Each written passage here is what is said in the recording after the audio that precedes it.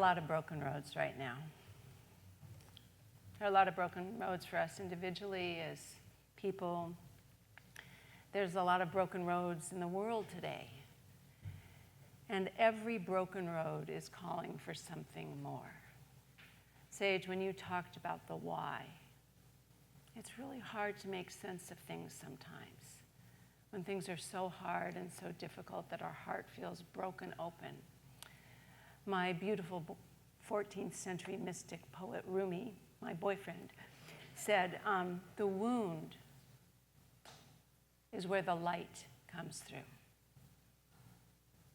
The hardest parts of our life are when the light can come through in the biggest way, but it takes a lot of work to get there. You know, we live in a world right now in a lot of confusion and distraction. And I want to, first of all, thank Reverend Roger for doing such a beautiful job last Sunday when I wasn't here. He spoke and did a beautiful job. Thank you. I had the precious gift to go away for 3 days with my daughter by herself. Even though I miss my little granddaughter, we got to go away, and we used to do that all the time and hadn't done that for a really long time. And the gift is, she called me and said, Mom, I'm late. I can't leave for another hour and a half. And I said, oh, good, I get to hear Reverend Roger. So I watched him on Zoom, and it was wonderful. But, you know, we had a lot of fun. We laughed, we cried, we had just joyous time, and talked about difficult things. And I know one of the biggest problems in the world today I see is there's a lot of people, especially younger people, that just don't feel like they matter. They haven't found that why you're talking about, Sage. And we have a big call. Do you know, whether you think you're here by accident or not, none of us are on this earth at this time right now by accident. We're all here because something within us said this is the time to be here. This is the time we need to be here to open our minds and hearts to something greater.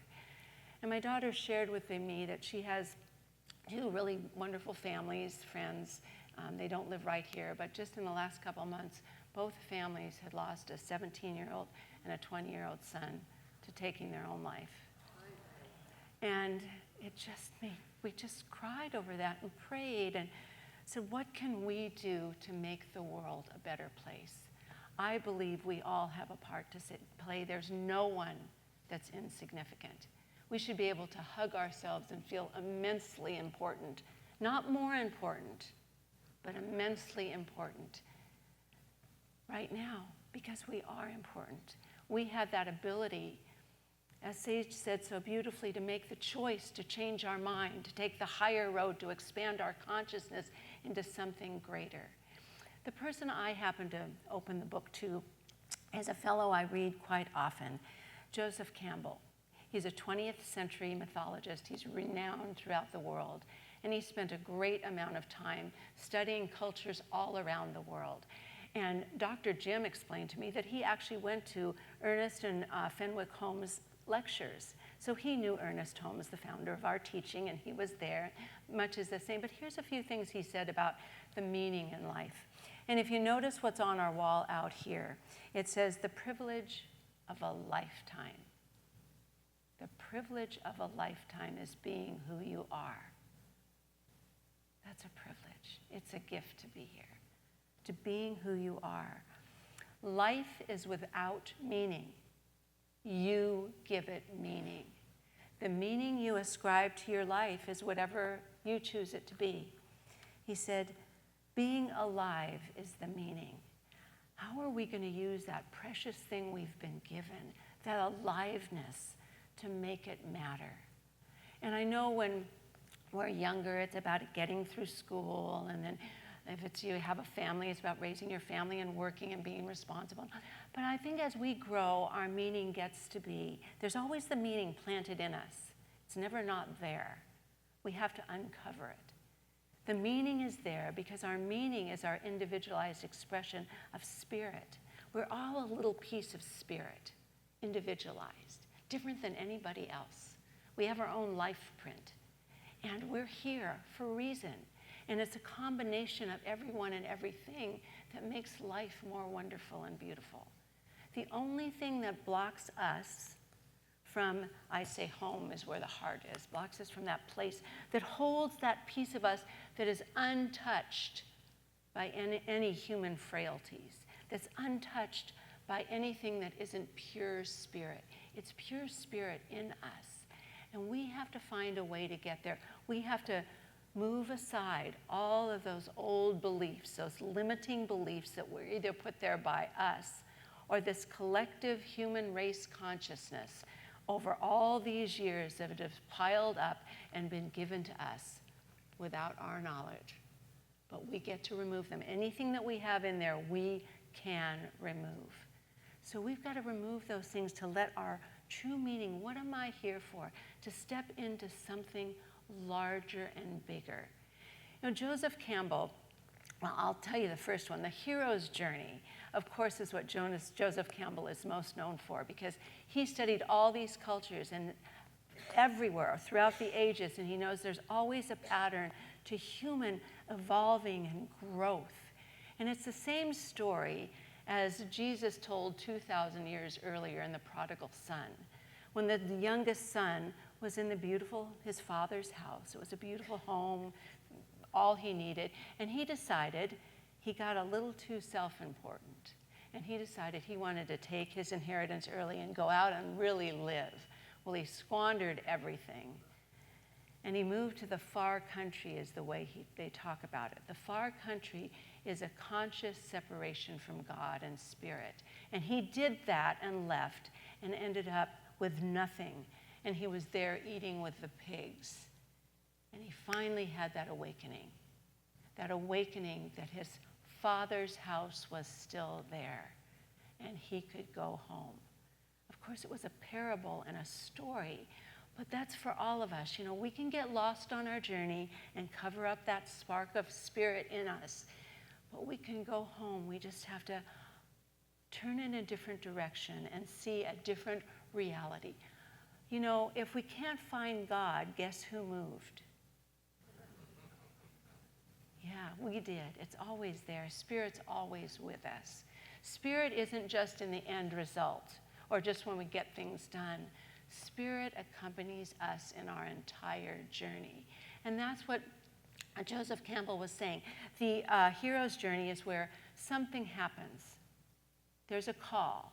And it can be a wake-up call. Oh, I think this is important to do. Or it can be something life just slaps us down and makes us leave the familiar that we know. And we have to go into a place that has challenges, it's unknown, we don't know it. And the only way we can really get through is to go deep inside, because there's that, we call it the divine urge, whatever you want to call it. It's that part of us that knows there's something more, there's a greater possibility wanting to be shaped, there's something more that wants to go through us as us right now. And it's there, but sometimes it has to be shaken awake. And so when we go deeper and go deeper, we find something miraculous. There's something that wants to be born through us. And it's been called, you know, some people say, kill the ego. The ego is the self, it's easing God out. I don't think so. I think our ego is our self-awareness. We can have a limited self-awareness where we think, it's all here for me, you know, we can build that up. Or when we get to that place where we touch the spirit within and know there's something more, our ego starts to reflect our higher self, our better angel that's there. And we step into a new life and a new way of being. And that's what can happen when we're on the hero's journey. Now, Thomas Merton was a 19th century Trappist monk and mystic. Now, a Trappist monk is one of the strictest Catholic teachings, but he rose up and became the mystic, which is all-inclusive. And he felt that life is a circle, but it's not a circle that we just walk around the same steps and do the same things. It's always going beyond. It's always a greater expression. What more is life calling for me? Where do I need to step up? What do I need to be in this moment? And here's what he said.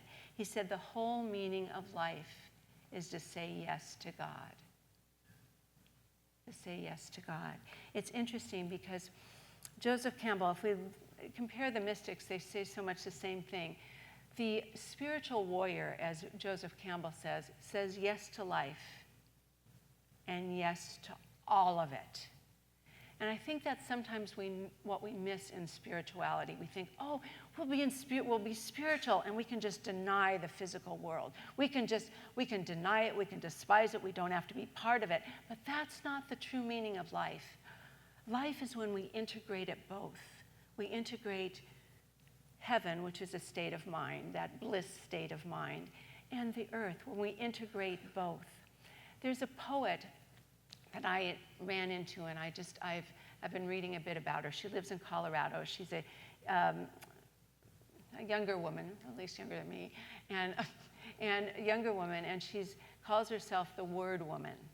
She writes a poem every day, and the one she wrote yesterday was For Our World, and it was just beautiful. But she said something that I just love this, and I want us all to imagine we're doing this right now, because I think this is a new way to think of spirituality. She says, I want a word that means, well, first of all, her name is Rosemary Watola Traumer. And she says, I want a word that means okay and not okay when people ask. Even more than that, I want a word that means devastated and filled with joy when people ask. I want the word that says, I feel it all at once. That's when we don't deny any part of life. We can bring greater understanding to everything we're doing. And if we don't understand it, we can put it in a placeholder right here and say, you know, I don't get it right now. But there has to be more to this, because life is unfolding. There's something that wants to be born from me for a greater understanding. I know that. And when we can reach that point, we'll have a whole new experience of life.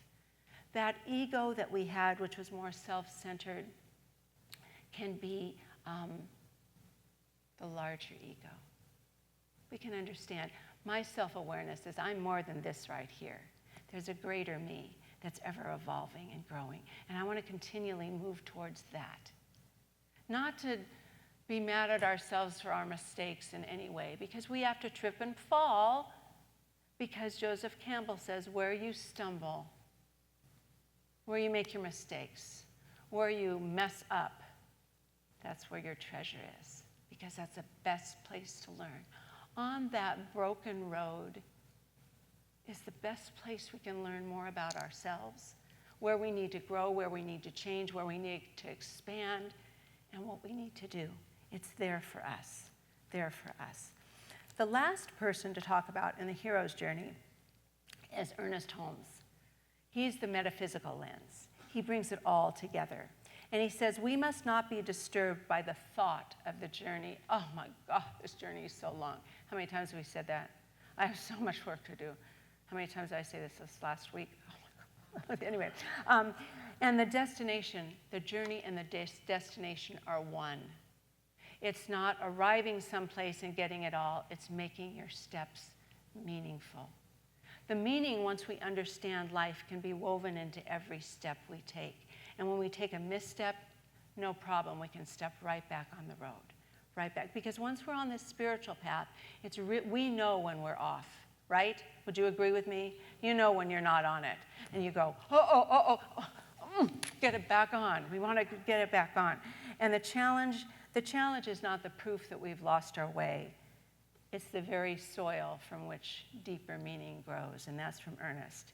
He said, spirit is wrapped in every step of our life, every step. So what do we do when we know that there has to be something more, because we can't make sense of life? We have to remember, we're spiritual beings having a human experience. So there's always part of us in heaven. Now, heaven is not a place. Heaven is a state of mind. Heaven is a knowing within us. It's a knowing. It's the truth that always resides in there. It's a treasure that we have to unfold and release. We know that part of us, there's a heaven part and there's an earthly part. And we have to be able to connect the two. What would that be? Most important, I think, is time. It's pause. It's making space in our life. Life can get so busy when we have so much to do. We have to have an alligated? No, that sounds like alligator. What is it? Allocated, thank you. I was going to say, that sounds like alligator. I don't think that's right. Allocated time, thank you. That we sit and we just let any thoughts, keep a paper. If you got notes, you got to write your little note down. And be with yourself. Be with Spirit. Be there. And breathe. And then ask, what is Spirit trying to tell me? And listen. And listen. It was Gandhi that said, when my day is really, really, really, really busy, instead of meditating for an hour, I meditate for 2. Once we're aligned, things unfold. Things unfold and come to us. At our healers, and Tammy, thank you for the healers honoring on Wednesday. It was so beautiful, so sweet. And we were talking to Marguerite, and she has her little book, and little miracles along the way. And we were talking about when you get aligned with Spirit, little miracles show up. And you appreciate them. You can notice them. It's beautiful. We have to pause. We have to reframe our thinking. And we need to celebrate life. So here's what I want to do. I have that favorite saying. You know what it is. You'll remember when I say it. But I want us to all in finding meaning in the journey. I want you to stand up. You're not going to sit down on the job, kids. No way, Jose. You're going to stand up. And I want you to say, with meaning, okay? No, you don't say that. No, that's the feeling I want you to have, okay? With meaning in your heart. I'm alive. I'm alert. I'm enthusiastic. I feel good. I look good. I am good. And I love my life. And in case you questioned that, let's just say that last one again. And I love my life.